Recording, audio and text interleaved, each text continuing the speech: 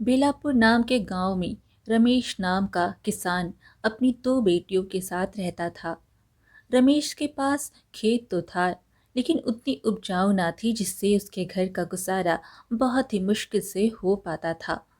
दोनों ही बेटियां राधा और मीरा अब बड़ी हो गई थीं। ऐसे में रमेश को उनकी शादी की चिंता भी होती थी। रोज की तरह सुबह रमेश नींद से जागा। सामने कोने में राधा और मीरा मिट्टी के चूल्हे पर चाय बना रही थी।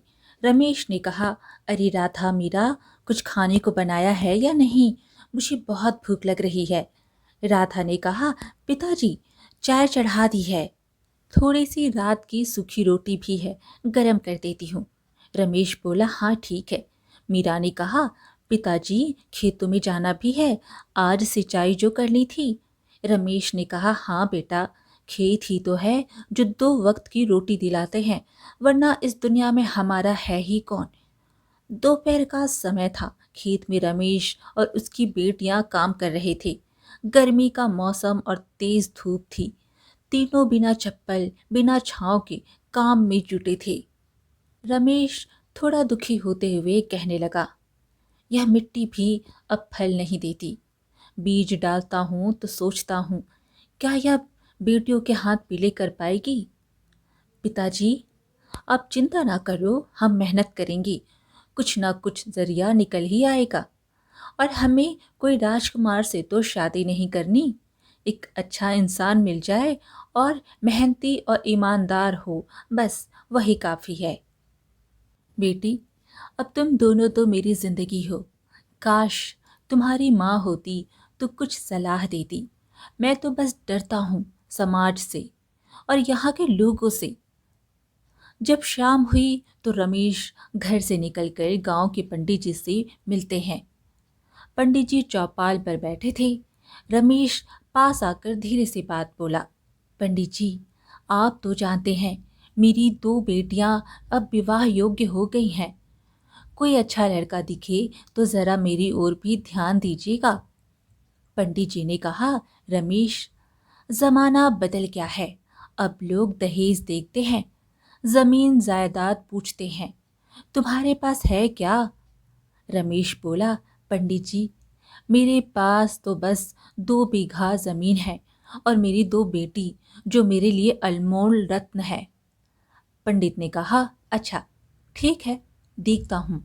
एक दो परिवार है जो सीधे साधे हैं, बात करूंगा उनसे। लेकिन रमेश ने पूछा, लेकिन क्या पंडित जी?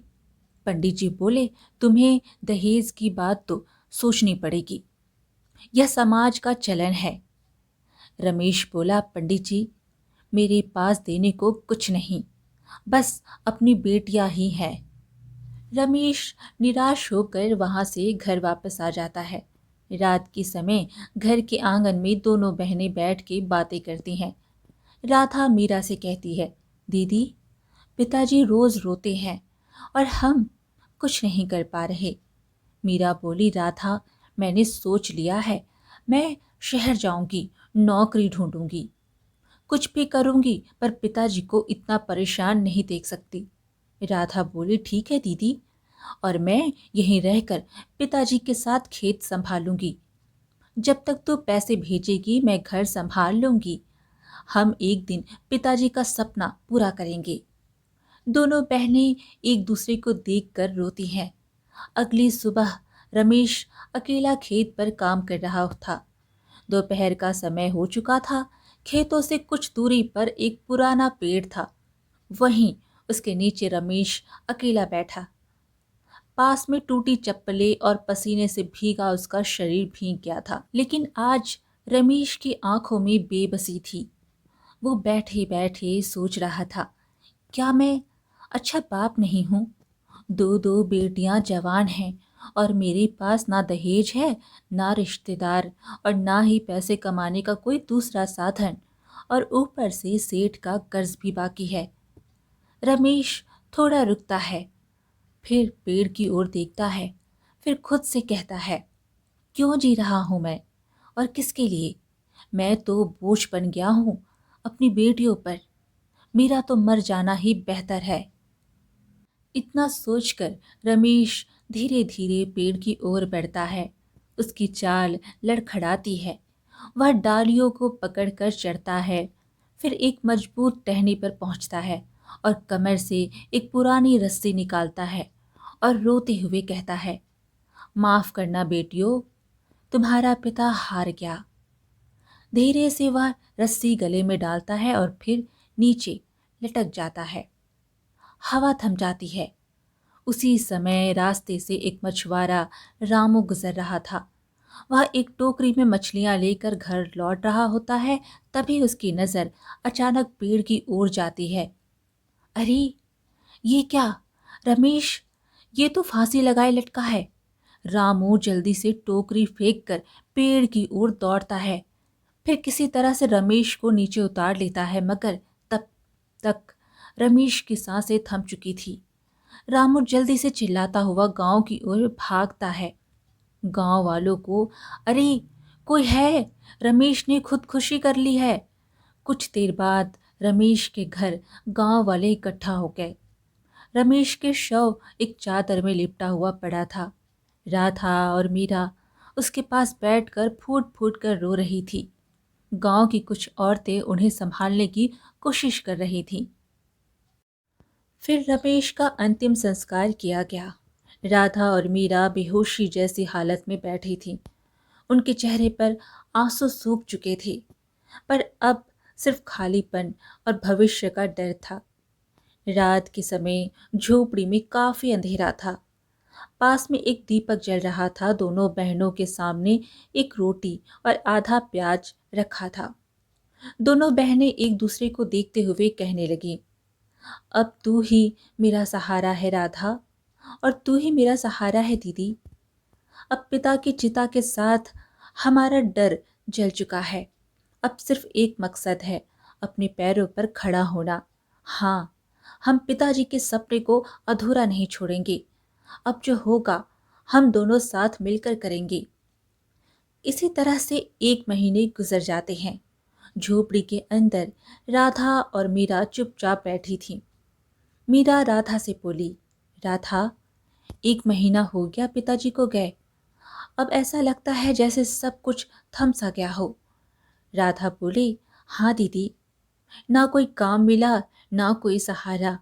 बस यही जमीन और झोपड़ी बची है, जिसे अब बचा पाएंगे या नहीं पता नहीं। तभी बाहर से एक भारी आवाज आती है, राधा, मीरा, अरे दोनों बहनों, बाहर आओ। राधा और मीरा जल्दी से बाहर आती हैं। सामने लंबा चौड़ा मोटा सेठ खड़ा था। पीछे उसका नौकर लाठी थामे हुआ था। सेठ की आंखों में लालच और चालाकी साफ झलक रही थी। सेठ बोला, तुम्हारे पिता ने अपनी पत्नी की बीमारी के इलाज के लिए मुझसे 20,000 रुपए कर्ज लिया था। अब वो मर गया तो कर्ज तो तुम दोनों को चुकाना होगा। मीरा बोली, सेठ जी, अभी तो हमारे पास खाने तक को कुछ नहीं है, आप थोड़ा समय दे दीजिए। सेठ गुस्से से बोला, समय? यह मेरी रकम है, कोई दया नहीं। अगर हफ्ते भर में पैसे नहीं दिए तो यह जमीन और झोपड़ी मेरी हो जाएगी। दस्तखत करवाने की जरूरत नहीं, सब पहले से लिखा जा चुका है। मीरा बोली, सेठ जी, यह जमीन पिताजी की जान थी, कम से कम कुछ तो दया कीजिए। सेठ बोला, दया अब मैं नहीं करता। 7 दिन है तुम्हारे पास, या पैसे दो या अपना घर खाली करो। सेठ वहां से चला जाता है। दोनों बहनें खड़ी रह जाती हैं। फिर रात के समय झोपड़ी के अंदर अंधेरा था। दोनों बहनें चुपचाप बैठी थीं। एक कोने में प्याज और सूखी रोटी रखी थी, पर किसी को भूख नहीं थी। मीरा बोली, राधा, पिताजी की छोड़ी जमीन भी अब हमारी नहीं रहेगी। राधा बोली, हाँ दीदी, बचपन इसी मिट्टी में बीता और अब यही छीन भी ली जाएगी। इस समाज में गरीब होना पाप है दीदी, लेकिन कुछ करना होगा राधा। कहीं काम मिल जाए तो शायद कुछ उम्मीदें जगे। कल ही मैं कहीं मजदूरी करने जाऊंगी। अब चाहे किसी के घर में बर्तन और झाड़ू पोछा का काम करूं, पर कुछ तो करूंगी। इसके बाद राधा घर का काम करती और मीरा गांव में अमीर लोगों के यहाँ काम करने लगी। इस तरह पूरा हफ्ता बीत गया। 7 दिन बाद सेठ फिर आया। इस बार उसके साथ 2 आदमी और थे, एक नौकर और एक पटवारी। मीरा काम करने गई हुई थी, जिस वजह से राधा अकेली थी। सेठ ने कहा, चलो अब समय पूरा हुआ, कहाँ हैं मेरे पैसे? राधा बोली, सेठ जी मेरी बहन काम करने गई है। सेठ बोला, बकवास बंद कर, अब यह जमीन और झोपड़ी मेरी है। पटवारी जी, कागज तैयार हैं? हाँ सेठ जी, सब लिखा पड़ा है। चलो हटो लड़की, यह जगह अब मेरी है। सेठ राधा का सामान बाहर फेंकवा देता है। यह सब देख राधा जमीन पर गिर जाती है। हे भगवान, अब हम क्या करें? हमारे पास कुछ भी नहीं बचा। मीरा काम से लौट रही थी। जैसे ही उसे खबर मिली, वह दौड़ते हुए आई और सामने जमीन पर बैठी राधा को देखा। राधा, क्या हो क्या? राधा रोते हुए बोली, दीदी, सेठ उसने हमारी जमीन, हमारा घर सब छीन लिया। मीरा बोली, यह लड़ाई अब रुकेगी नहीं राधा, अब हम झुकेंगे नहीं। अब बारी हमारी है समाज को जवाब देने की। फिर दोनों बहनें अपनी झोपड़ी को आखिरी बार पलट कर देखती हैं। उनकी आंखों में आंसू थे, सिर पर एक छोटी पोटली और हाथ में सिर्फ एक दूसरे का सहारा था। दोनों गांव छोड़कर चली जाती हैं।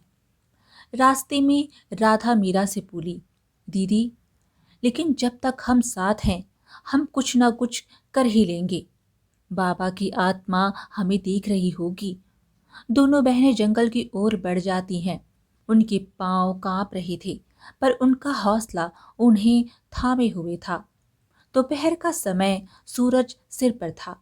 पसीने से लथपथ बहनें एक पेड़ के नीचे सुस्ताने के लिए बैठती हैं। तभी दूर से एक लाठी पकड़े झुकी हुई बूढ़ी औरत आती है। उसकी चाल धीमी, पर आंखों में अपनापन था। उसने दोनों बहनों को देखा तो उनसे पूछा, अरे, तुम दोनों कहाँ जा रही हो इस तपती दोपहर में? चेहरे से तो लग रहा है कोई भारी दुख लेकर निकली हो। मीरा बोली, दादी, हम अपना घर खो बैठे हैं। पिताजी की मौत के बाद सेठ हमारी जमीन और झोपड़ी दोनों छीन ली। अब हमारे पास ना पैसा है, ना कोई ठिकाना। बस पेट भरने और इज्जत बचाने की कोशिश में निकले हैं। बूढ़ी औरत ने कहा, हाय राम, कैसा जमाना आ गया है। बेटियों को यूं दर दर भटकना पड़ रहा है। बेटी, मैं पास के ही एक छोटे कारखाने में माली का काम करती हूँ। वहाँ फूल पौधे लगाती हूँ, सफाई करती हूँ। वहाँ एक दो हाथ और लग जाए तो काम भी आसान होगा और तुम्हें भी कुछ कमाने को मिलेगा। राधा बोली, क्या सच में दादी? हम कुछ भी करने को तैयार हैं, बस इज्जत से जीना चाहते हैं। बूढ़ी ने कहा, हाँ बेटा, बस मेहनत से मत डरना। मीरा बोली, बिल्कुल नहीं, हमने तो खेतों में भी काम किया है, चूल्हा भी जलाया है और बर्तन भी धोए हैं। इसके बाद दोनों बहनें बूढ़ी औरत के छोटे से घर में पहुंचते हैं। झोपड़ी साफ सुथरी थी। सामने तुलसी का पौधा और बगल में रंग बिरंगे फूलों के पेड़ थे। बूढ़ी दादी ने कहा, यह मेरा घर है बेटियों, छोटा है पर दिल से बड़ा है। तुम यहीं रहो, सुबह हम साथ कारखाने चलेंगे। मीरा बोली, दादी, आपने जो किया वो कोई अपना ही करता है। हम कर्जदार हैं आपकी। बूढ़ी दादी बोली, बस एक ही बात याद रखना, दुनिया भले बेरहम हो लेकिन मेहनत कभी धोखा नहीं देती। एक दिन तीनों एक मध्यम आकार के कारखाने में पहुंचती हैं, जहां रोजमर्रा के सामान की पैकिंग हो रही थी। पर मीरा और राधा माली का काम शुरू करती हैं। पौधों की सफाई, पानी देना, और शाम तक दोनों बहनें थक चुकी थीं। दिन भर के थके हुए शरीर लेकिन शांत मन के साथ दोनों बहनें एक कोने में बैठी थीं। राधा बोली, आज पहली बार लगा कि हम जिंदा हैं। किसी ने हमें अपनाया, उम्मीद दी। मीरा बोली, हाँ, अब कुछ कर दिखाना है। यह शुरुआत है, मंजिल बहुत दूर है लेकिन अब डर नहीं लगता। अगली सुबह मीरा और राधा दोनों काम कर रही थीं। दोनों बहनों के चेहरे पर सादगी, मेहनत और मासूमियत झलक रही थी। तभी कारखाने के अंदर से एक जवान और तड़क भड़क में रहने वाला व्यक्ति आता है, जिसका नाम था राजेश, जो इस यूनिट का लीडर था। राजेश की नज़र दोनों बहनों पर पड़ती है। ये दोनों कौन है? पहली बार देख रहा हूँ। कितना खूबसूरत चेहरा है। वह चालाकी से उनके पास पहुंचता है और उनसे कहने लगा, अरे, नई आई हो, नाम क्या है तुम दोनों का? दोनों ने अपना नाम बताया। राजेश बोला, मेहनती लगती हो, लेकिन यहाँ काम करने के कुछ कायदे हैं।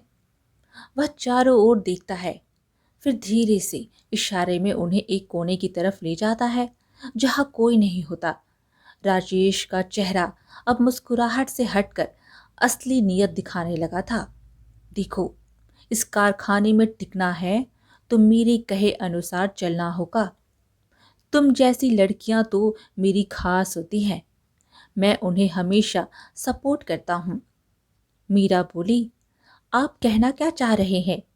राजेश बोला, सीधा बोलो तो अगर यहाँ काम चाहिए तो मेरी सहूलियत का भी ध्यान रखना होगा, वरना निकालने में देर नहीं लगेगी।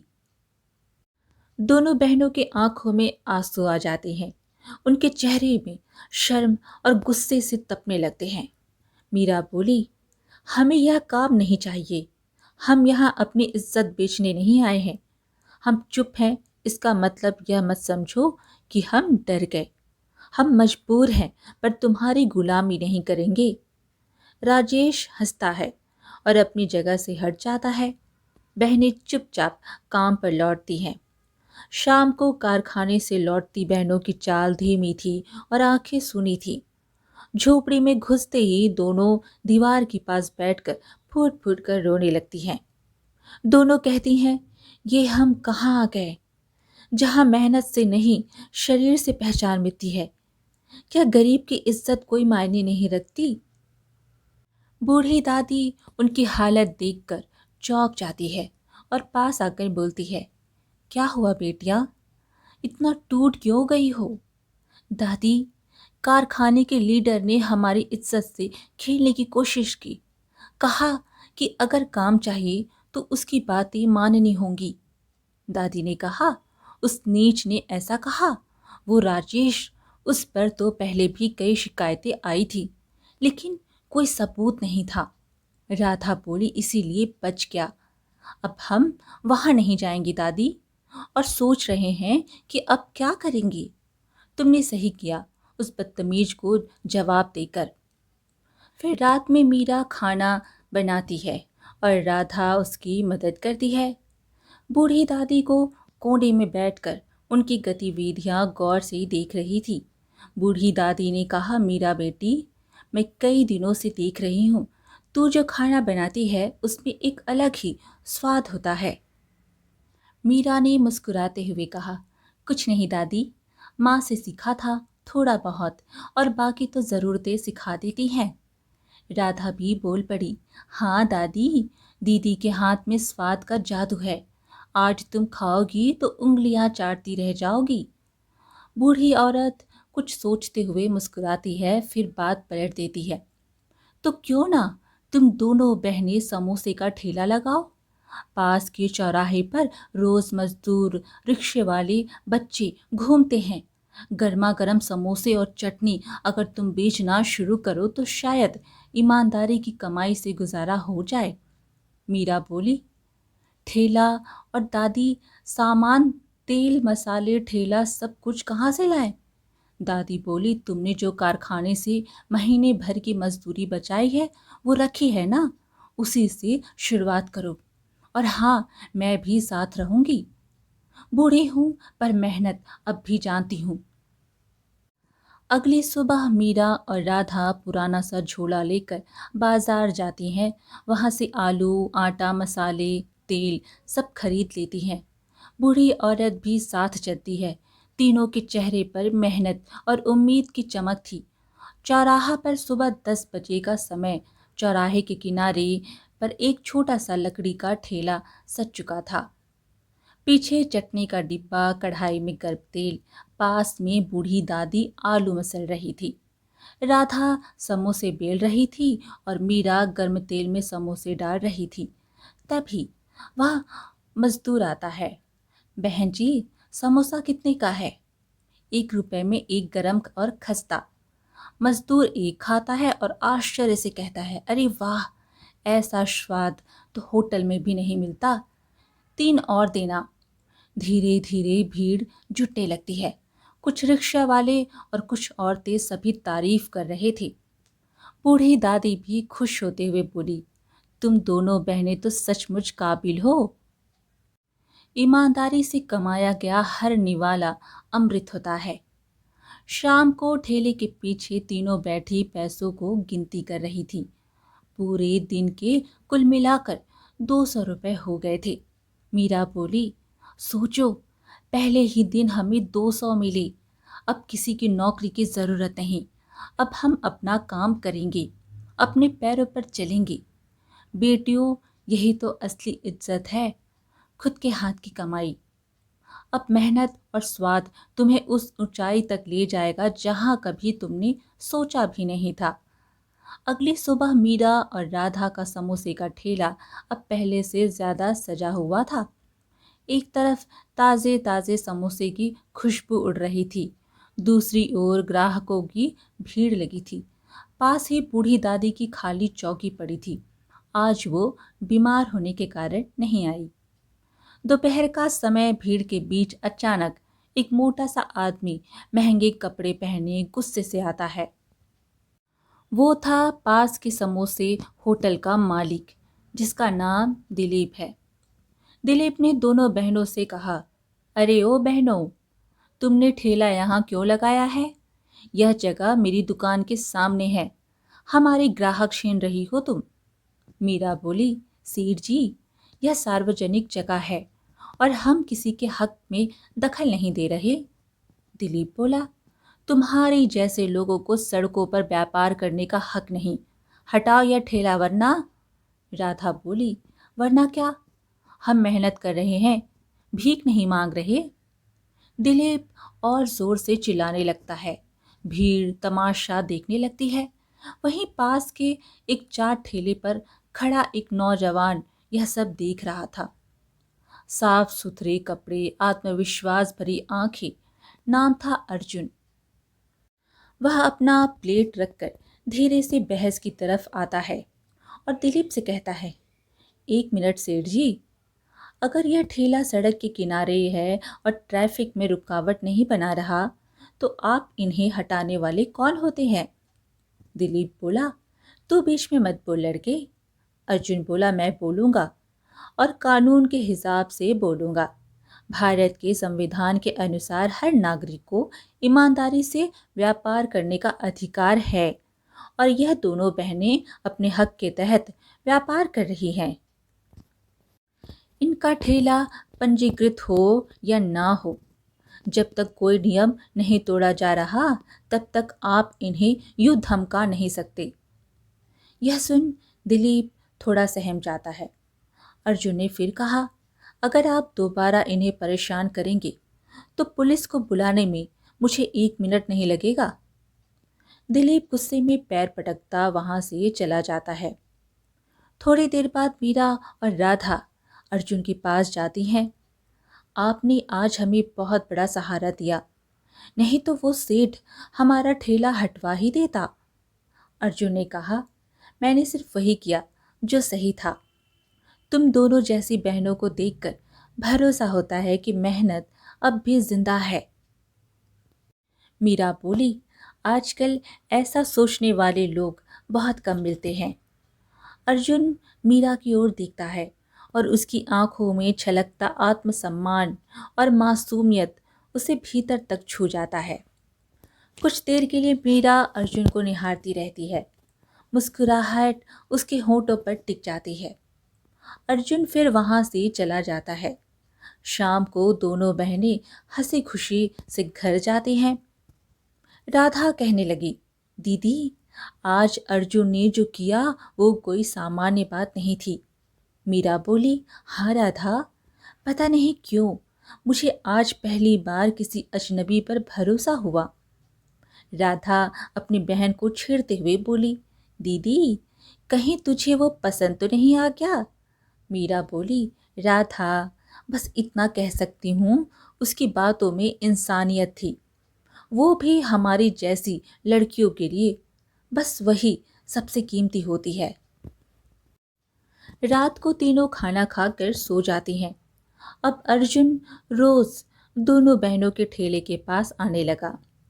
कभी समोसे की तारीफ करता, कभी ज़रूरत का सामान ला कर देता, पर उसकी नज़रें अक्सर मीरा को खोजती थीं। मीरा भी अब उसके आने का इंतज़ार करती थी।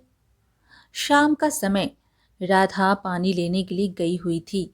तभी अर्जुन धीरे से मीरा के पास आता है और कहता है, मीरा, मैं कब से सोच रहा था, आज कह ही देता हूँ। तुम्हारी मेहनती स्वभाव, तुम्हारा आत्मसम्मान और तुम्हारी सादगी ने मुझे बहुत प्रभावित किया है। मीरा थोड़ा चौंकती है, फिर मुस्कुरा कर नीचे देखने लगती है। अर्जुन फिर कहता है, मैं तुमसे शादी करना चाहता हूँ मीरा। क्या तुम मेरी जीवन साथी बनोगी? वह एक पल के लिए मौन हो जाती है। उसकी आंखें भर आती हैं, फिर धीरे से हाँ में सिर हिला देती है। लेकिन मीरा कहने लगी, अर्जुन, मैं करीब ज़रूर हूँ, मगर अपने चरित्र की अमीरी पर गर्व है।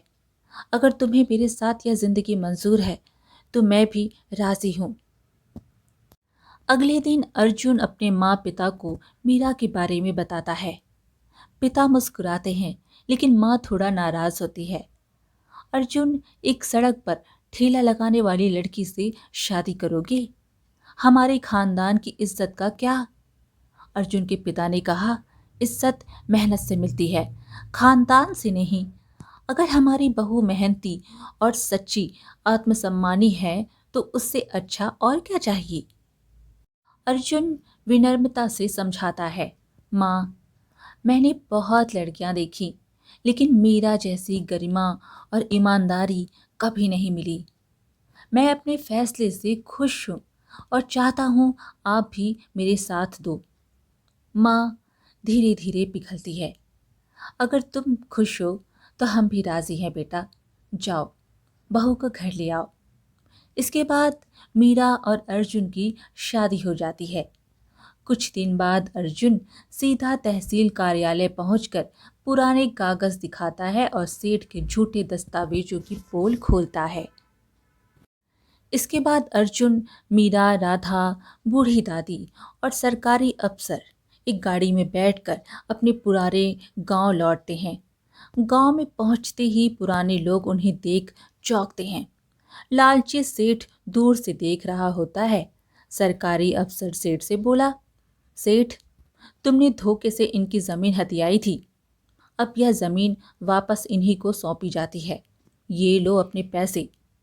सेठ डर के मारे बोला, मैं माफ़ी चाहता हूँ, मुझसे गलती हो गई।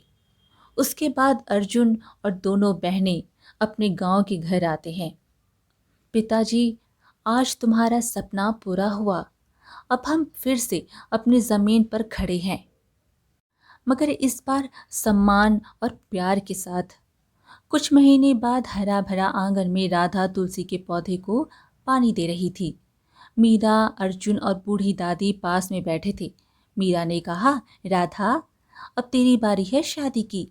अब हमने तेरे लिए एक बहुत ही अच्छा, पढ़ा लिखा, सादगी पसंद लड़का देखा है और वो तुमसे मिलने को भी तैयार है।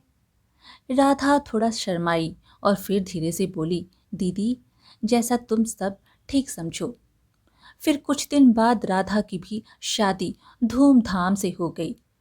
दोनों बहनों को अच्छा जीवन साथी मिला और उनका जीवन खुशियों से भर गया। आज की कहानी यहीं पर समाप्त हुई। फिर मिलेंगे एक और कहानी के साथ। कहानी पसंद आए तो लाइक शेयर ज़रूर करें और चैनल को सब्सक्राइब करना बिल्कुल ना भूलें। धन्यवाद।